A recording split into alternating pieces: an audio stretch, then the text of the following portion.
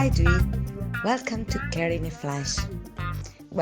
Currently care is at the center of global discussions, but not everyone is aware of the importance of care for the sustainability of individuals, families, societies, and economies. What do care and support mean for persons with disabilities? Care and support are essential for persons with disability to ensure they can live independently as a part of the society and contribute to the society. Within the disability movement, we usually refer to this as support. Support for daily activities, support to move around, to work, go to school, and participate in the life of the community. It's particularly essential in communities which have inaccessible environments and services. But even where there is a lot of accessibility, some people with disability may still require human support such as a personal assistant, sign language interpreter, or guide. With care and support, persons with disability can live with dignity, autonomy, and independence with choice equal with others. It's important to know that care and support comes at the cost which usually fall on the family. A family member may need to leave their job to support the individual with disability, which result in loss of household income. Or where there is no support, that individual may just be left at home without the opportunity to pursue their dreams.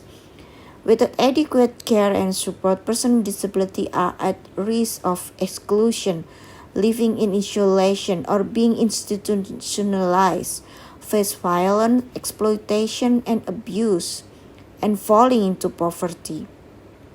Finally, it's important to recognize that persons with disability, especially women and girls, may receive care and support, but also provider of care and support. They also take on care responsibility within the home and family and may not be able to pursue education or their career due to this care responsibility. It's important that the care and support agenda and the care economy take a holistic perspective to address right-based approach for care and support that benefit both the care and support provided, but equally those who receive care and support.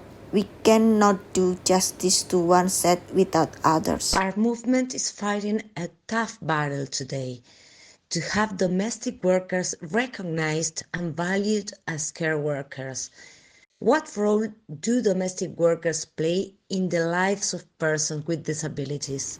For some person with disability, domestic worker may be a part of support system that enable them able to make choice to live independently and exercise autonomy. For example, for person with disability to be able to make their own choices to work or be a parent. For person with disability, domestic worker could be seen as a part of enabling environment for them to fully make their own decision in how they would like to live their life, to have dignified life. At the same time, domestic worker can also be a person with disabilities or maybe a parent of children with disabilities. It is important that working condition and remuneration uphold the dignity of the worker and their rights such as the right to time off and rest and the right to family life. Not only does this favor quality care and support, but also prevent exploitative relationship in both directions. Historically, people with disabilities have been seen as passive recipients of care and charity instead of powerful agents of change. Is it possible to shift this narrative? Yes, the right-based approach should be used when discussed about persons with disabilities. We have seen already in 16 years since the adoption of the Convention on the Rights of Persons with Disabilities, there have been many shifts away from a medical and charity approach toward persons with disability as right holders and change makers. The right of person with disabilities should be in the center when discussed about care and support, and should be seen as a vehicle for autonomy and independence and their choice to be respected. The CRPD clearly mentions state obligation to promote, protect, and fulfill the right of person with disability, including the right to support. It's central, for example, to Article 19 on the right to live independently and be included in the community. Besides recognition of right, it's also a question of shifting attitude, eliminating ableism stereotype of person with disability as a recipient of care. That's why we should also need to shift the notion of care. Care should not be a top-down dynamic because care is only valid if it centers the individual and respects their dignity, right, and choice. We also embrace the term support because it encompasses a wide range of measures: human support, provision of assistive device, peer support, community and public services, and other facets of infrastructure which contribute to one's autonomy.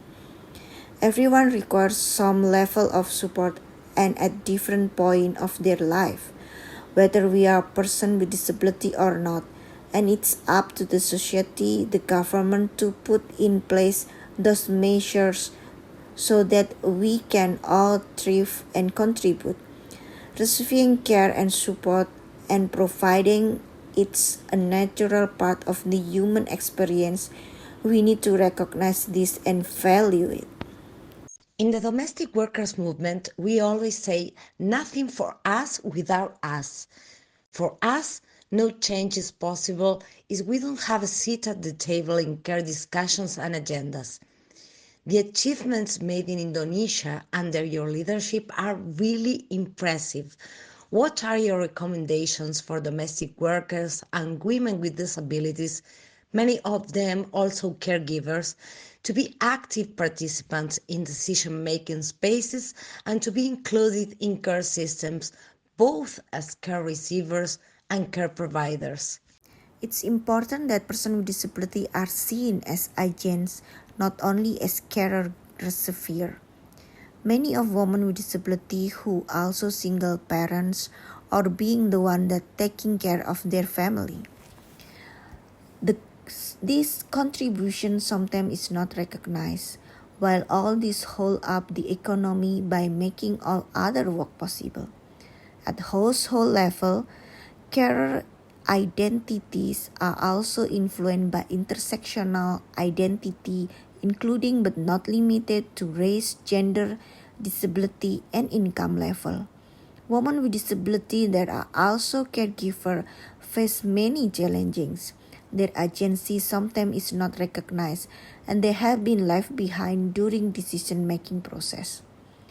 It is important to bring the voices of women domestic workers, including women with disability, ensure their meaningful participation is key to ensure disability inclusive on care discussion and agenda. This include ensuring accessibility and reasonable accommodation provided during the discussion. In the disability movement, we are evolving from nothing about us without us to nothing without us. We want to be considered across all discussion, policies, program, and that means we need to be represented in those space in all our diversity. Only when we truly are can and will our experience and perspective be reflected and shape policy, law, and practice so that we can also benefit and be included in all initiative instead of being left behind as is still the case. The link between the right to care and support and social protection is not always clear for everyone. Why is social protection a key factor when it comes to inclusive care systems and services? Social protection is crucial in the discussion on care and support. If social protection system recognize the value and cost of care and support, these costs can be offset through direct services or through benefits such as cash transfers. Particularly for persons with disabilities, it is essential that social protection system recognize the disability-related extra costs borne by persons with disabilities and their family. Costs of human support, assistive devices, increased healthcare needs, transportation, and housing. That's for examples. Living in an inaccessible world at expense for persons with disability, yet so often these are not factored in when assessing eligibility to social protection, or social protection is structured in a way that continue to exclude persons with disability. For example, they can only be eligible to receive a benefit when they are not working, which provided a disincentive for them to work because this would incur more costs for them to get to work and have support at work, while at the same time they would lose out on their benefit. In particular, it needs to recognize and address women and girls' specific life cycle transition and risk and the diversity of women experience, which influenced by multiply and intersecting form of discrimination. For women with disability, we most likely work in informal job, shoulder a great burden of unpaid care, and face interruption and inequalities in paid work. At a young age, girls face barriers to equality education, including through their involvement in domestic work.